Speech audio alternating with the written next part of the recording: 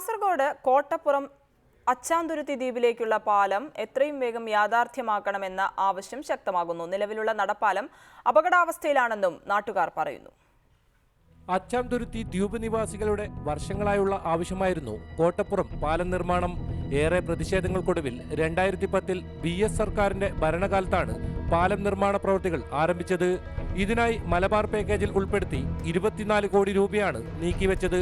എന്നാൽ 6 വർഷം പിന്നിട്ടിട്ടും പാലം പണി ഇതുവരെയായും പൂർത്തിയായിട്ടില്ല. പാലത്തിന്റെ നിർമ്മാണം ഇഴഞ്ഞു നീങ്ങുന്നതിനെതിരെ ജനകീയ സമിതിയുടെ നേതൃത്വത്തിൽ നേരത്തെ ദേശീയപാത ഉപരോധം ഉൾപ്പെടെ ശക്തമായ പ്രക്ഷോഭങ്ങൾ സംഘടിപ്പിച്ചിരുന്നു. ഒരു 30 മാസം കൊണ്ട് തീർക്കേണ്ടതാണ് കരാർ. ഇന്ന് 60 മാസമായിട്ടും പൂർത്തിയായിട്ടില്ല. കഴിഞ്ഞ LDFന്റെ അവസാന ഘട്ടത്തിലാണ് അതിൻ്റെ പ്രവർത്തി തുടങ്ങിയത്. അന്നത്തെ മന്ത്രി PJ ജോസഫാണ് അതിൻ്റെ തർക്കലിട്ടത്. ഇപ്പോൾ വീണ്ടും അതിൻ്റെ ഇടയിൽ UDF ഭരിച്ച് കഴിഞ്ഞു, LDF വീണ്ടും വന്നിരിക്കുകയാണ്. അല്ലെങ്കിൽ ഒരു 2 സ്പാൻ്റെ പണിയേ ഉള്ളൂ. തുടക്കത്തിൽ കരാർ ഏറ്റെടുത്ത റോഡ് കൺസ്ട്രക്ഷൻ കോർപ്പറേഷൻ എസ്റ്റിമേറ്റ് തുകയുടെ പേരിൽ നിർമ്മാണം മരവിപ്പിച്ചു.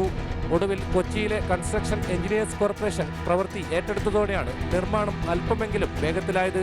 എന്നാൽ നിലവിൽ ചുരുക്കം തൊഴിലാളികളെ വെച്ചാണ് പ്രവൃത്തി മുന്നോട്ട് കൊണ്ടുപോകുന്നത്.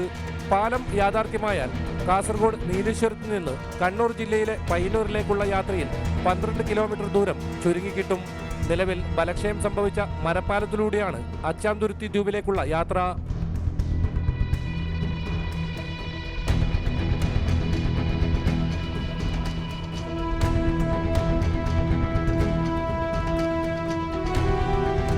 രജീഷ് കുളങ്ങരയോടൊപ്പം റിപ്പോർട്ടർ കാസർഗോഡ്.